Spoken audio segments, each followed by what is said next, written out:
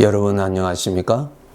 이 시간에는 이사야서 47장 말씀 중심으로 드리겠습니다. 8절 9절의 말씀을 보면 그러므로 사치하고 평안히 지내며 마음에 이르기를 나뿐이라 나 외에 다른 이가 없도다. 나는 과부로 지내지도 아니하며 자녀를 잃어버리는 일도 모르리라 하는 자여 너는 이제 들을지어다. 한 날에 갑자기 자녀를 잃으며 과부가 되는 이 두 가지 일이 내게 임할 것이라.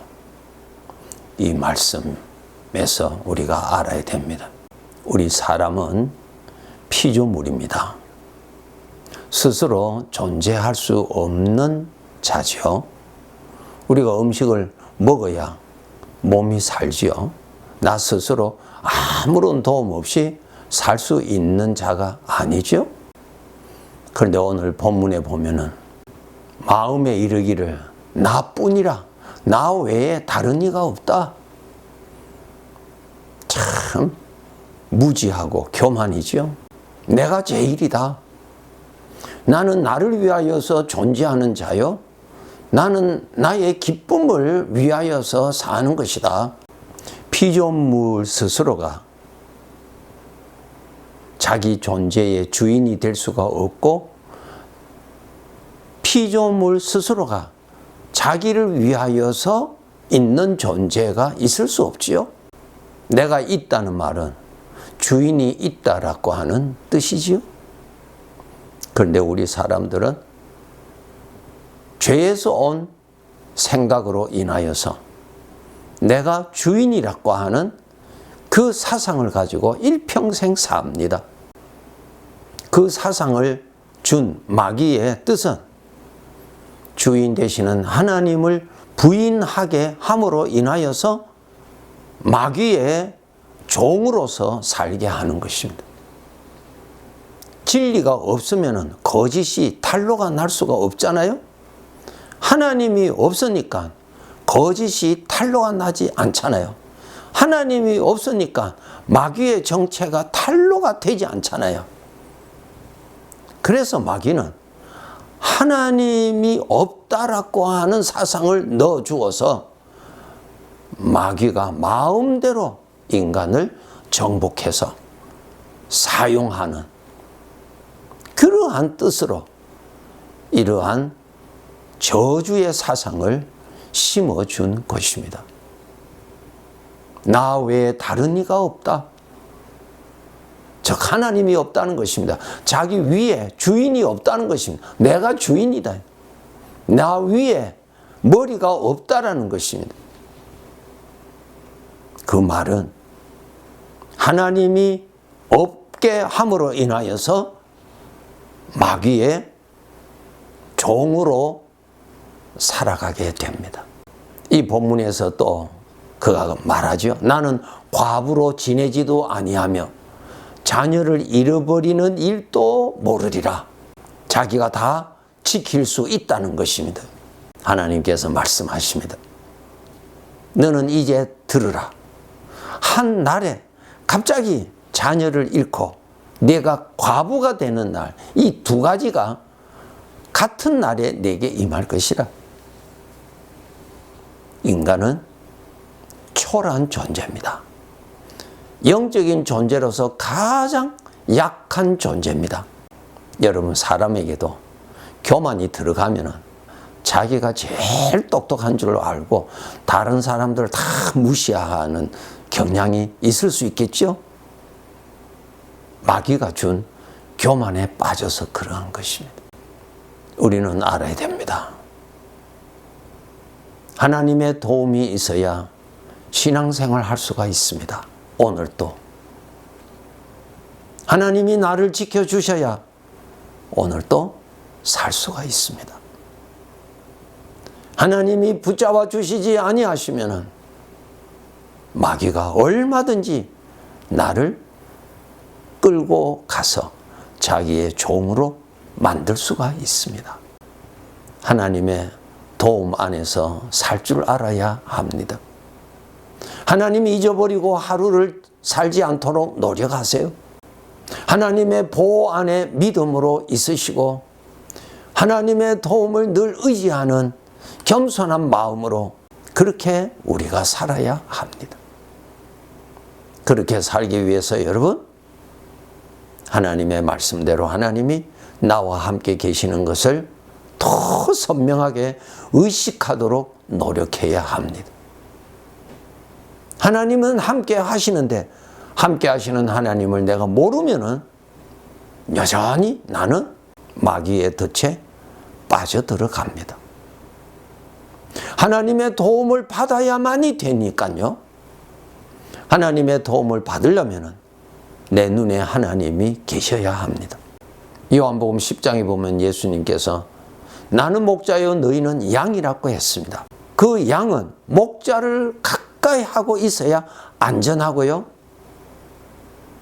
물이 있는 곳으로 갈 수 있고요. 풀이 있는 곳으로 갈 수 있습니다. 그런데 그 양이 목자와의 거리가 멀어지면은 그 양은 아주 위험하지요. 양들이 있는 곳에는 늑대가 항상 주변에 기회를 보고 있습니다. 늑대의 밥이 되지요? 사실입니다. 영적으로도 똑같습니다. 비록 구원받았다 할지라도 하나님 가까이 있어야 이 늑대가 쉽게 나를 공격하지 못합니다. 왜? 하나님이 계시니까. 여러분 지식적으로는 하나님을 믿는다 하지만은 여러분의 생각에, 여러분의 의식에 주님이 계십니까? 그것이 중요한 것입니다. 주님이 계셔야 돼요. 하나님을 믿는다고 하지만은 자기의 의식에는, 자기의 생각에는 주님이 없어요. 주님이. 안 됩니다. 왜 그럴까요? 주님하고 멀리 있어서 그래요. 멀리 있으면은 목자의 음성은 잘 들리지 않고 늑대의 소리는 가까이 들립니다. 늑대가 공격하지요. 베드로전서 5장에 잘 말씀하셨어요. 깨어 있으라. 너희 대적 마귀가 우는 사자와 같이 삼킬 자를 찾아 두루 다닌다 그랬어요. 사실이에요. 그래서 여러분, 하나님을 가까이 해서 인생을 살아야 보호를 받습니다. 안전지역입니다. 그런데 하나님하고 멀어지면은 그것은 아주 위험한 지역에서 살고 있는 것입니다. 하나님과의 거리가 가까워질수록 하나님을 두려워하는 마음이 일어납니다. 그런데 하나님은 지식적으로 아는데 하나님을 두려워함이 전혀 일어나지 않는다. 멀리 있어서 그랬습니다. 추운 겨울에 내 몸을 따뜻하게 하는 불이 있어요. 그런데 그 불이 나와 거리가 멀리 있으면은 내 눈으로는 불이 보여요. 그러나 전혀 나는 따뜻하지를 않고 여전히 추위에 있는 것입니다. 바로 그거예요, 여러분. 하나님을 가까이 할수록 하나님을 두려워하는 마음이 생깁니다. 맞아요. 하나님하고 가까이 가면은 두 번째로 나타나는 현상이 나 자신은 하나님의 은혜가 아니면은 제대로 살 수 없는 연약한 자임을 깨닫고 겸손해진다라고 하는 것입니다. 모세는 하나님과 늘 가까이 있었기 때문에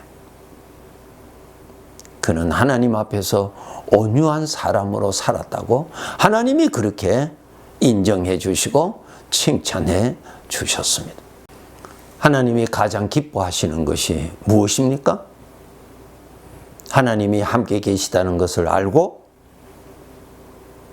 하나님 앞에서 사는 사람, 하나님의 마음을 편안하게 해드리려고 하는 사람, 그것입니다. 그것이 하나님을 섬기는 삶이죠. 구원받기 전에는 내가 나를 위하여서 살았지만은